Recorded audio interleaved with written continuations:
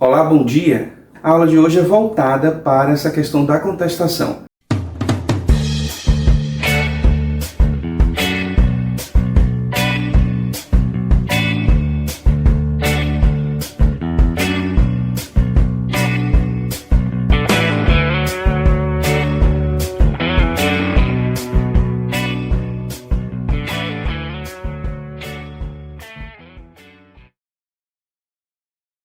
As chamadas preliminares de contestação.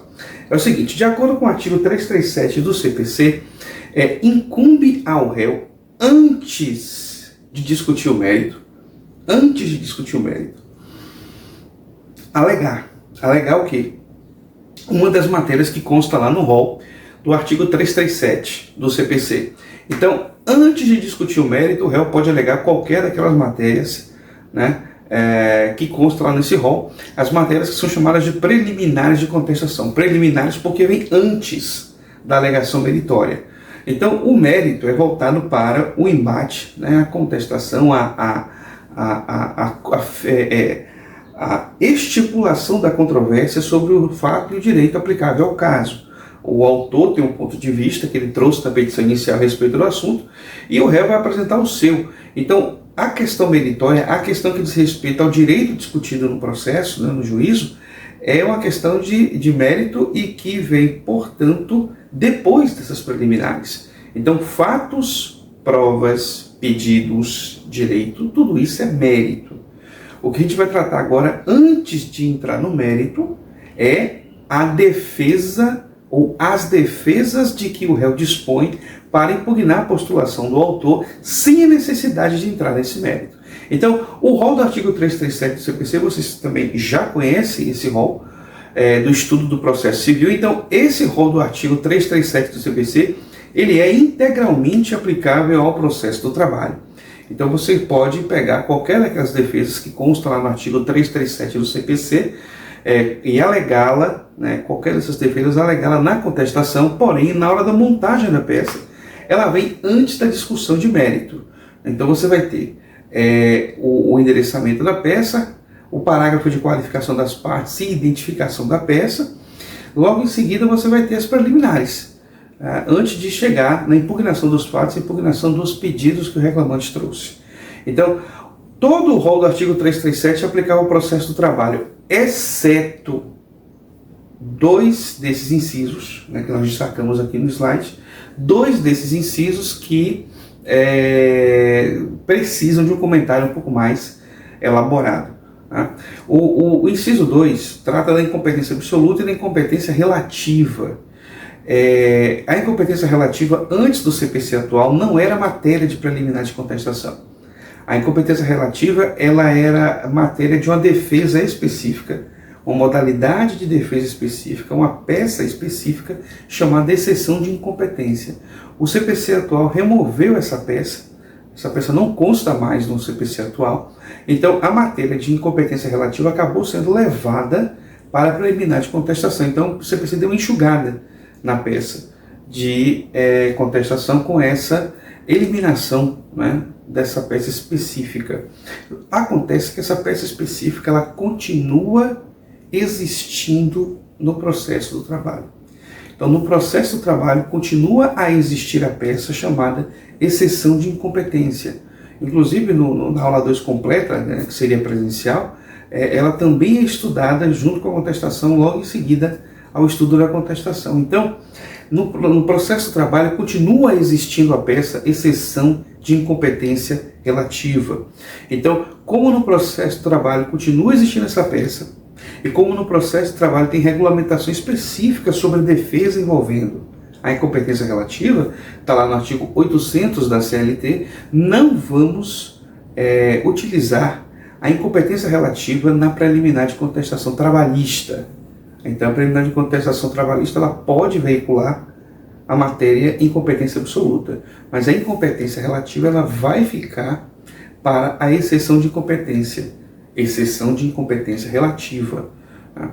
Então, essa é a primeira observação sobre o que não se aplica no CPC ao processo do trabalho, no que diz respeito às preliminares de contestação.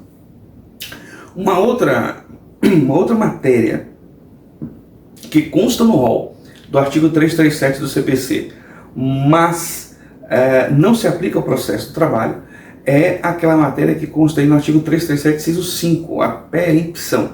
Como vocês bem sabem, né, o autor da causa à perempção, o autor da causa à perempção, na situação de ter abandonado a causa por 3 vezes. Né?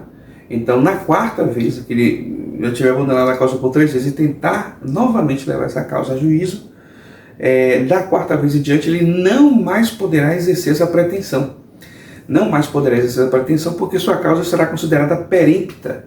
Né? Então, o abuso na utilização da máquina judiciária para, ao final, deixar a causa ser abandonada, ela é penalizada no CPC, né, com o Instituto da Perempção, né, que é a inviabilização de quarta postulação do autor, né, sobre os mesmos direitos, quando ele, em postulações anteriores, deixou a causa morrer por abandono. No processo de trabalho não se aplica a lógica da perempção. Não se aplica porque no processo de trabalho nós temos um outro instituto distinto e incompatível com a perempção, porque, né, é diferente, que é a sanção pelo duplo arquivamento. A sanção pelo duplo arquivamento, né, que consta lá na CLT, artigos 731 e 732, a sanção pelo duplo arquivamento, ela vai acontecer justamente quando acontece essa hipótese do arquivamento duplo. Explicando melhor. O reclamante deu entrada na reclamação. Ele não vai à audiência, se ausenta injustificadamente, essa reclamação ela é arquivada. Para todos os efeitos, processualmente falando, o arquivamento da reclamação ela equivale a uma decisão, uma sentença que extingue o processo sem apreciação do mérito, também por abandono de causa. Então, o reclamante dá causa ao abandono, ou seja, dá causa ao arquivamento por uma vez. Ele vai, então, dar entrada em reclamação de novo, deixa essa reclamação ser arquivada novamente. Na terceira vez em que essa reclamação vier a ser ajuizada, o réu, que tenha ciência desse fato, ele pode alegar como preliminar de contestação, né, a penalidade pelo duplo arquivamento. Então, o réu comprova que o reclamante deixou 2 arquivamentos seguidos acontecerem, a terceira causa depois desses 2 arquivamentos, ela pode estar sujeita a essa sanção, que é a sanção de suspensão do direito de demandar na Justiça do Trabalho por 6 meses. Então, no processo civil, você perde a pretensão de levar essa causa adiante. Você não tem mais a chance de levar à Justiça a causa pela 4ª vez. No processo do trabalho, levando a causa pela 3ª vez, e caso o réu detecte essa providência e o juiz acolha a alegação, o autor fica suspenso de demandar na Justiça do Trabalho por 6 meses. E algumas informações importantes. Primeiro, não precisa ser de mesmo réu, não precisa ser mesma causa, basta que seja o mesmo autor. Então, se o autor tem 3 vínculos, processo empregador 1, processo empregador 2, processo empregador 3, digamos, um professor de faculdade privada que dá aula em 3 instituições e é dispensado das 3 e dispensado sem que haja a devida quitação dos haveres rescisórios. O que vai acontecer? Esse professor ele pode demandar a primeira faculdade, a segunda e a terceira. Imaginem que nessa situação ele dê entrada no mesmo dia e aí as audiências caíram para dias sequenciais. Tá?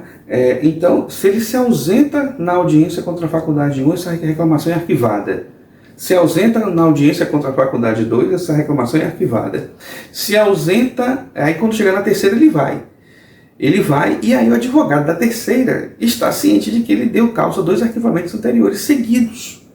Então, mesmo que se trate de reclamações contra outros réus envolvendo outros pedidos, ainda é viável que o terceiro réu se utilize dessa defesa. Ao contrário do CPC, que a causa tem que ser igual. Aqui não, as causas podem ser diferentes, basta a conduta 2 arquivamentos seguidos. E outra, o arquivamento intercalado elimina a possibilidade de imposição dessa sanção. Então, o autor desse exemplo, ele se ausenta na audiência da faculdade 2. Se ausenta na audiência contra a faculdade 1. Está presente na faculdade 2, se ausenta na terceira. Quando chegar na quarta, vai dizer, deu causa 2 arquivamentos anteriores injustificadamente. Mas são 2 arquivamentos alternados. No meio do caminho tinha uma audiência contra a faculdade 2 e ele foi.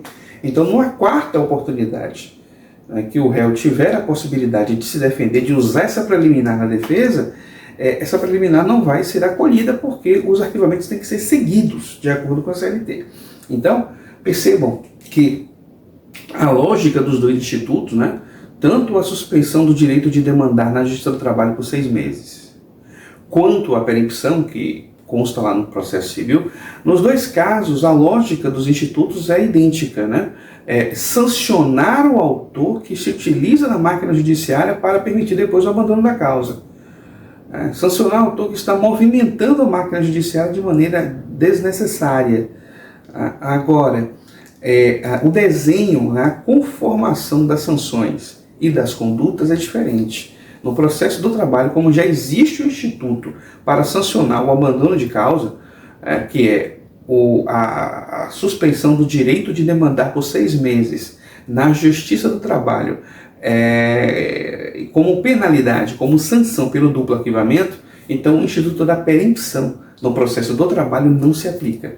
Aplicamos esse instituto aqui da penalidade, da suspensão do direito de demandar por 6 meses no lugar da perempção.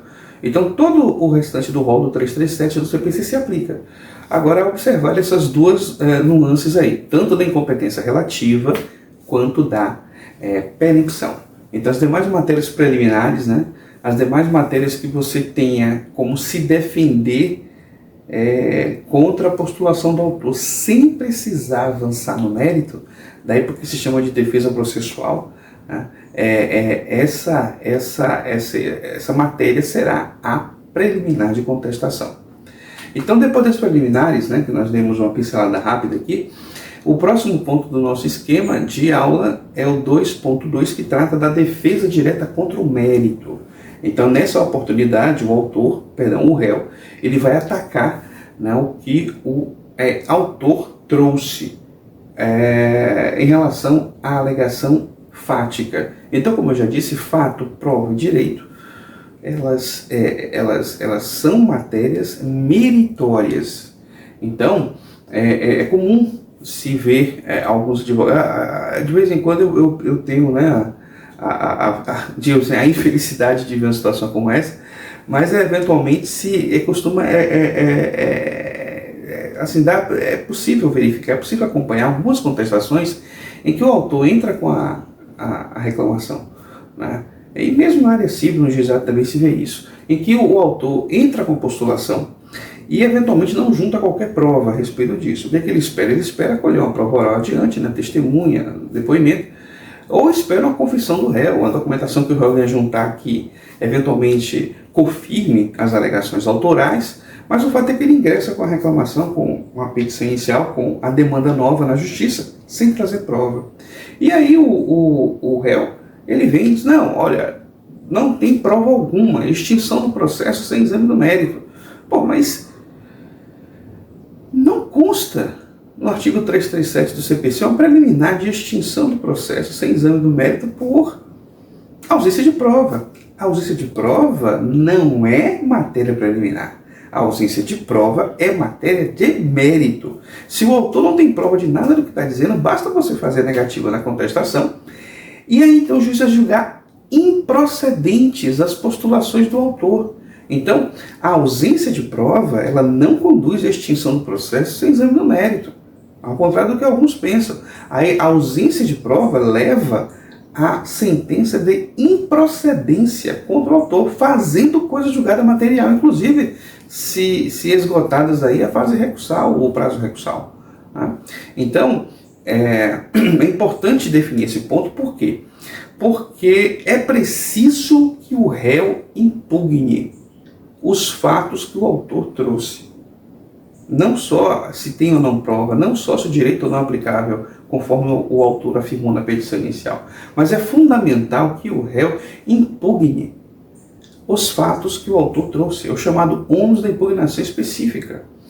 O réu precisa impugnar os fatos trazidos pelo autor na petição inicial, sob pena de se presumir que esses fatos são verdadeiros. Então, um fato não impugnado pressupõe-se ser verdadeiro. Então, o réu precisa, na contestação, fazer lá, depois da preliminar, fazer um tópico, né?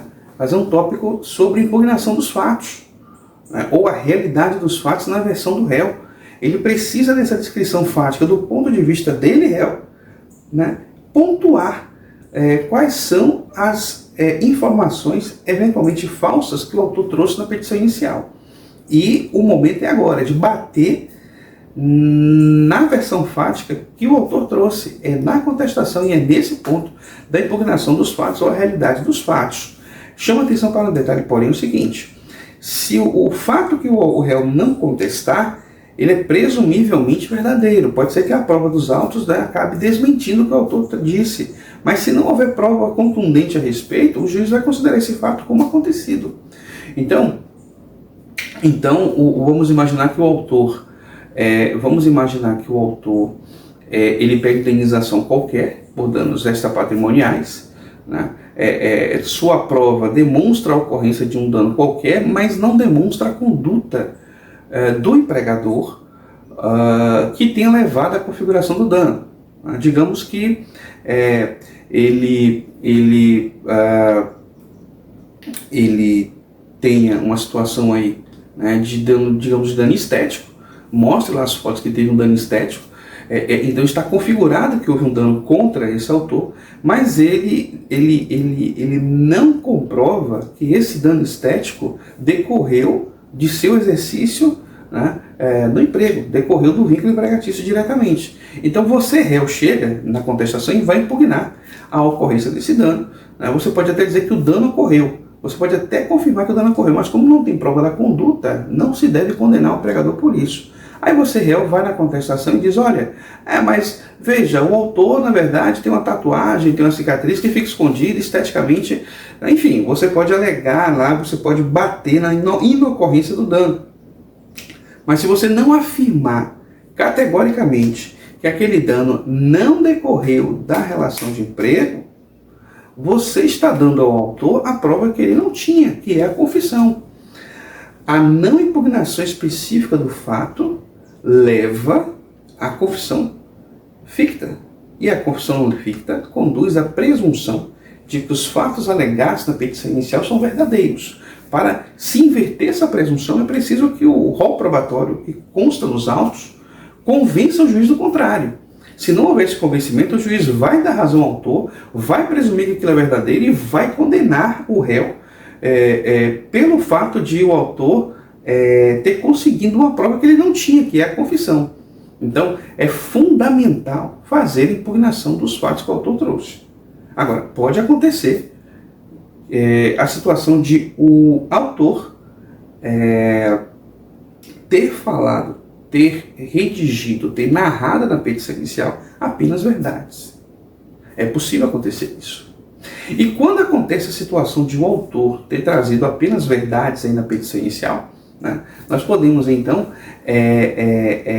mesmo com essa verdade trazida pelo autor, nós podemos ainda considerar uma chance de vitória do réu na causa, se o réu trouxer algum fato impeditivo, modificativo ou extintivo. Então podemos ir para o nosso 2.3 do esquema.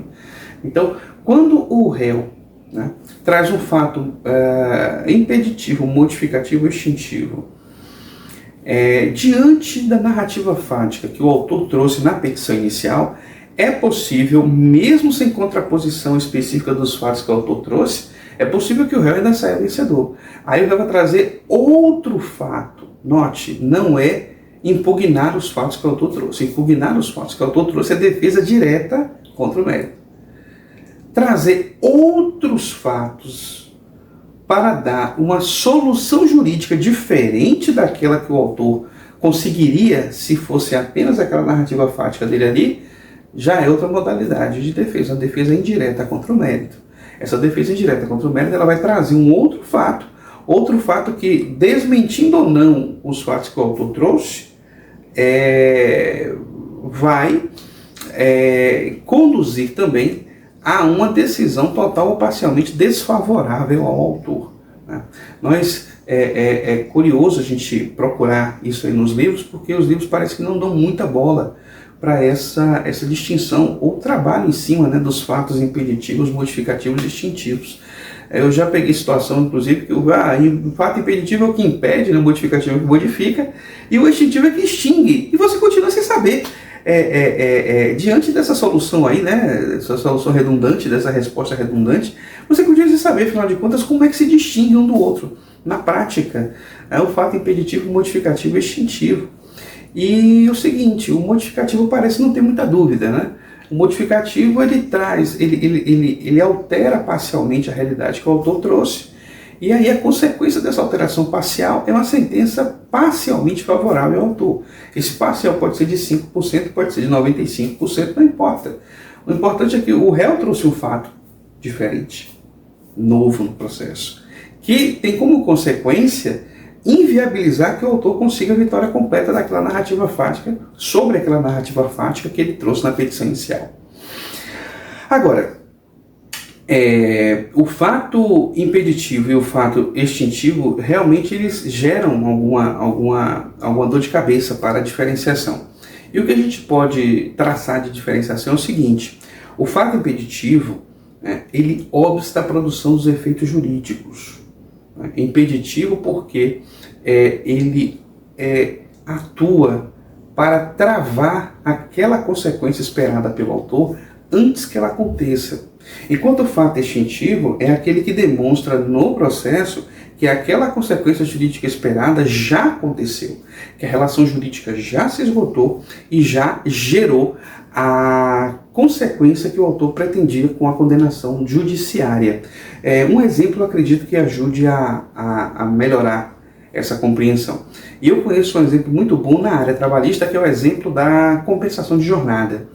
Então, o autor alega, digamos, que trabalhou 1 hora extra a mais de segunda a quinta, toda semana, durante vários meses, e que o empregador não pagou 1 centavo sequer do adicional de hora extra devido por conta desse trabalho, dessa 1 hora extra a mais que ele fez toda semana de segunda a quinta. Então, se você faz uma defesa direta contra o mérito, impugnação específica, o que vai acontecer? Nesse caso aí, o réu pura e simplesmente vai dizer que não aconteceu a versão da hora extra. Que a questão da hora extra aí, ela é indevida porque não aconteceu. Isso aí é uma defesa direta contra o mérito. 11 da impugnação específica, artigo 342 do CPC, diretamente aí. Agora, você, réu, não impugna que tenha acontecido isso. Não impugnando que isso aconteceu, realmente o autor, então vai ficar, a versão que vai ficar para o processo e para o juízo é que realmente o autor prestou essas horas extras, 1 hora extra a mais por dia de segunda a quinta durante todo o vigno empregatício, sem pagamento. Então o que vai acontecer? Se você bate na ocorrência, é defesa direta contra o mérito. Se você demonstra que houve o pagamento, sim, embora com um pouco de atraso depois, mas houve o pagamento, é fato extintivo. Um pagamento disso é fato extintivo. Em regra, todas as causas de extinção das obrigações que vocês aprendem em direito das obrigações, na parte de direito civil, então, pagamento, novação, subrogação, todas essas causas aí, imputação, pagamento, todas essas causas de extinção das obrigações, elas também se aplicam aí ao processo do trabalho e ao processo em geral, né, se enquadrando como fato extintivo. O pagamento, por excelência, é o esgotamento da relação obrigacional. Com o adimplemento da obrigação, encerramos a pendência obrigacional que existia entre credor e devedor. Então, no processo de trabalho também funciona dessa forma. Em regra, as causas de extinção das obrigações também são fatos extintivos, quando trazidos aí à realidade processual. Então, se você demonstra que houve o pagamento, ou seja, não nega a ocorrência da prestação de serviço nesse ponto, então, fato incontroverso. Então, não fez impugnação específica.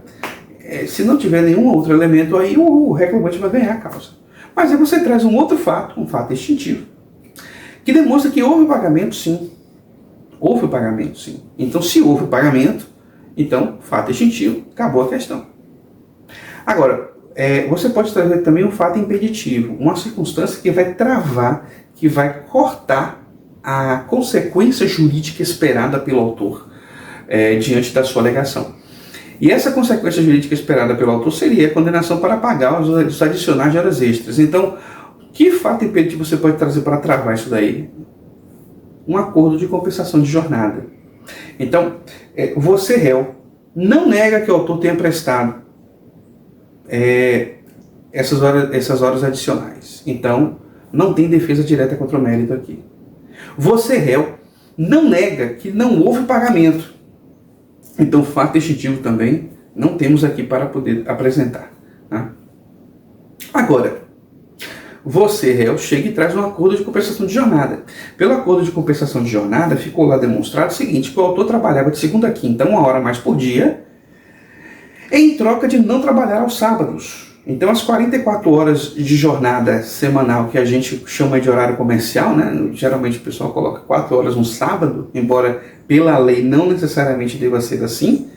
Então, nessa hipótese, o reclamante e o reclamado chegaram ao consenso que, para não trabalhar aos sábados, o autor trabalharia 9 horas de segunda a quinta. Então, cada hora, né? Segunda, terça, quarta e quinta, cada hora diluída aí durante a semana para que o autor não precisasse trabalhar no sábado. Então você trouxe um fato impeditivo. O autor não trabalhava aos sábados em decorrência dessas horas adicionais prestadas durante a semana por conta do acordo de compensação de jornada. Então a empresa exigia o serviço, sim. Então não tem aí a defesa direta contra o mérito. A empresa não pagou realmente, não temos o fato extintivo. Mas a empresa tem aqui o acordo de compensação de jornada firmado, né, entre o pessoal da RH, o representante da RH que assinou, e o autor, confirmando que ele exercia essa atividade 1 hora a mais por dia para não trabalhar aos sábados. Então tem um acordo de compensação de jornada, então nenhum valor será devido. Veja, você não negou que tenha ocorrido o serviço, não tem a defesa direta contra o mérito, não negou a ausência de pagamento, não tem o fato extintivo na mão, mas tem o fato impeditivo. E aí, quer dizer, mesmo sem negar o que o autor trouxe, você, réu, trouxe um outro fato, um fato impeditivo, que obstou a consequência jurídica esperada pelo autor, que era a condenação para o pagamento desse adicional devido. Então, a defesa indireta contra o mérito é um fato impeditivo, modificativo, extintivo, funciona dessa forma. O impeditivo, ele corta a consequência jurídica esperada por alguma razão, antes que a relação obrigacional chegue ao seu termo. O modificativo, ele altera alguma coisa, é o mais fácil de explicar, e o extintivo é aquele que demonstra que a relação jurídica já se esgotou antes daquele momento processual ali. Outros exemplos de fatos impeditivos bem utilizados no processo do trabalho são a justa causa, né? O trabalhador que é dispensado sem justa causa tem um patamar de direitos, digamos, 3x. Quando ele quer sair, né, a demissão, o patamar de direitos é 2x. E quando ele é dispensado por justa causa, o patamar de direito é x. Então, se o autor reclama diversas verbas rescisórias por conta da dispensa, ele geralmente está se baseando na ideia de que foi dispensado sem justa causa. Então ele vai querer 3x de verba rescisória. E aí você, réu, sem negar a dispensa, ou seja, não tem a defesa direta contra o mérito, né? E sem negar a ausência de pagamento, não tem um fato extintivo para trazer aqui, você pode usar o fato impeditivo, que na verdade a dispensa foi por justa causa. E isso justificou que o autor recebesse apenas x de rescisão e não 3x, como ele pretendia. Então, a ocorrência de justa causa é um fato impeditivo. Levado ao processo, ela é um fato impeditivo. Ela obsta os efeitos que o autor pretende com a sua alegação. Outra situação muito corriqueira, outro fato impeditivo muito utilizado é a questão da inexistência do vínculo de emprego. Então, o autor requer FGTS, 13º e férias, e aí você demonstra como réu. Você demonstra que, na verdade, havia aí uma prestação de serviço autônomo. E a prestação de serviço autônomo não dá ao trabalhador nenhum desses direitos previstos na legislação do trabalho. Então você também traz um fato impeditivo que obsta, né, sem negar que houve prestação de serviço, sem negar que houve ausência de pagamento, você traz um outro fato, no caso aqui, né, a prestação de serviço autônoma, que demonstra que obsta, né, que impede a ocorrência dos efeitos processuais desejados pelo autor na petição inicial. Então, vocês hão de observar o seguinte, que o fato impeditivo, modificativo, extintivo, ele é trazido pelo réu na contestação e, naturalmente, né, o CPC diz isso, o CLT também, mas é importante ressaltar que o ônus de provar esses fatos é do réu. Então, o autor tem que trazer um fato constitutivo e prová-lo. Se ele não prová-lo, você, réu, basta negar a ocorrência, pronto. Negou a ocorrência sem precisar trazer prova alguma, já que o autor também não trouxe do fato constitutivo, você ganhou a causa. Agora, o autor traz a alegação do fato constitutivo, prova. E aí você, réu, fica como? Ou você tenta demonstrar que houve algum tipo de adulteração dessa prova, ou seja, bater no mérito, né, defesa direta contra o mérito, ou então traz um outro fato, impeditivo, modificativo ou extintivo, que seja suficiente para derrubar a narrativa do autor. Então, é possível que o réu vença a causa, mesmo sem negar os fatos que o autor trouxe. Agora é preciso trazer outros fatos, impeditivo, modificativo e extintivo, e prová-los. O ônus da prova desses três, impeditivo, modificativo e extintivo, é do réu. Então o réu precisa trazer esses fatos e prová-lo robustamente para conseguir reverter aí, né, aquele destino que parecia inexorável, porque o autor trouxe o fato constitutivo, provou, mas o réu chega e tem uma carta na manga, provou um fato impeditivo, modificativo e extintivo. E aí então, você, réu, né, consegue, ainda que não negue a alegação fática do autor, consegue sair com vitória nessa causa. Então, a gente pode abordar dessa forma aí, né, os 3 primeiros pontos da nossa esquematização, né, na sequência: preliminar de contestação, defesa direta contra o mérito, batendo fundamentalmente nos fatos que o autor trouxe, e mesmo sem precisar bater, ou batendo parcialmente, né, mesmo sem precisar bater nos fatos que o autor trouxe, também o réu tem a carta na manga dos fatos impeditivos, modificativos e extintivos. E eu desejo sorte a todos aí na nossa próxima avaliação. É isso, até.